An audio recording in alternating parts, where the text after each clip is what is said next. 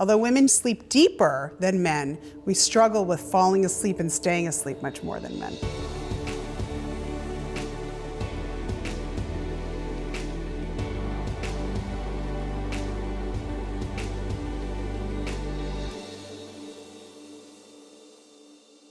Welcome back to our 14-day masterclass, Your Journey to Soulful Sleep. I'm talking to Dr. Shelby Harris, psychologist, our ambassador of sleep, and author of the book, The Women's Guide to Overcoming Insomnia.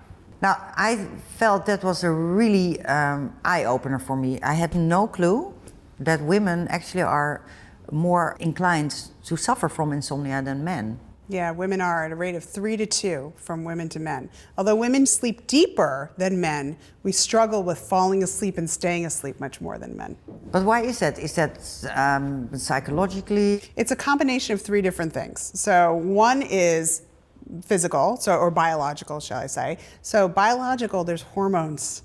It's just part of us. So we find that actually women and men, actually when they're kids, they have the same rates of sleep issues. And then when adolescence hits, women start to have more trouble with sleep, or young girls, and that's because of hormone issues. So every month around a woman's cycle, some women have trouble with sleep. So they might find they're either extremely sleepy or they have more insomnia. And then we find that there's sleep problems during pregnancy, once the baby comes, and then perimenopause and then postmenopause are big times of sleep shifts for women too. So it's just our hormones. And then the other things that we find are psychological. So women tend to have, in some cases, more rates of anxiety and depression and stress. So we tend to internalize that stuff, not be able to turn our brains off as easily. And then there's also social issues. So for some women, or many women, nowadays especially, women are working, they're taking care of kids, they're taking care of their home. They have so many more demands. Women are superstars, right? Superstars. Yeah. Superstars. And we think about during the pandemic, there's even more that's piled on a lot of women as well. With learning from home, there's so many different things. And then the other thing we're finding too is that a lot of women are having children later in life, that when they have children, they also have parents who are getting older. So they're taking care of their older parents, they're taking care of their kids, they're working. They're pulled in so many directions, and we're really good at multitasking that it's harder to turn the brain off because we're just going. So there's 3 different main areas where women really are more likely to have insomnia. Oh my gosh, that's really a big eye-opener. Because if we're talking about the biological factor, the hormones, I mean, men have hormones too, right? Yes. So why was it set up biologically that women wake up during certain cycles, or is there no reasoning behind? No, there is. So, for example, when a woman in every month, when they're about to have their cycle, there tends to be drops in estrogen, and those drops are what actually can cause trouble with insomnia. And so then when we think about it during perimenopause, when you're about to stop having your cycle, that's when there's also these sharp drops in estrogen and progesterone, and those sharp drops are really what can cause trouble sleeping. But the other thing we see, because of the hormone shifts, are hot flashes, night sweats, racing brain. Those are all things that can be linked to the hormones. Yep. Many friends of mine said to me, you know, I wake up in the middle of the night and then I can't sleep for hours, even when I go out of bed.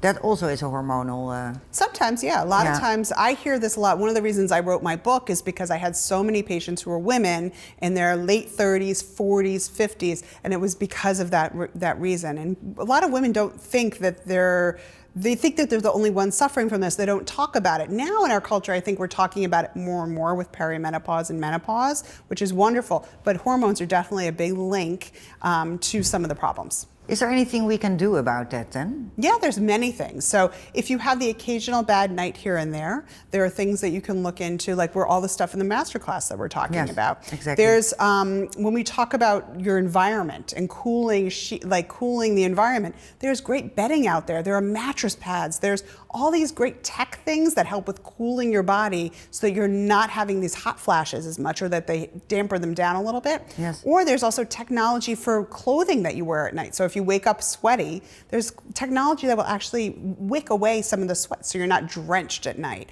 Then we can also talk about cognitive behavior therapy for insomnia. So it goes beyond the basic sleep hygiene stuff, and that's my book is one example of that, and that's a very evidence-based treatment for a lot of women at all different stages who are having trouble with sleep. And then there's adaptogens, there's really great evidence for hormone replacement therapy for some women, and a lot of people shy away from it sometimes. It doesn't mean that everyone needs to go to it. No, but it can help, right? It can help, and it shouldn't be so taboo. So it really should be a discussion that you should have with your doctor. And if your doctor just tells you should just ignore your sleep because getting poor sleep, find a different doctor. Exactly, get a different doctor who will listen to you, because you shouldn't suffer with poor sleep as you get older. There are so many options out there that you don't need to suffer.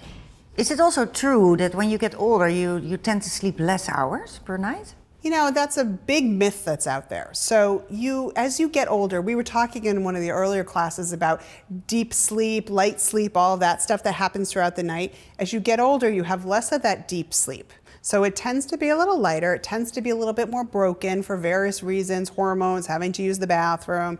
But the sleep amount actually doesn't change that much. You might get a little less sleep. Sometimes as you get a lot older, people nap more during the day. That might And be when it. we look at it in a 24-hour period, it's actually about the same amount of sleep within maybe an hour. So if you start getting significantly less sleep as you're getting older, don't just assume that that's normal. Talk to your doctor about options.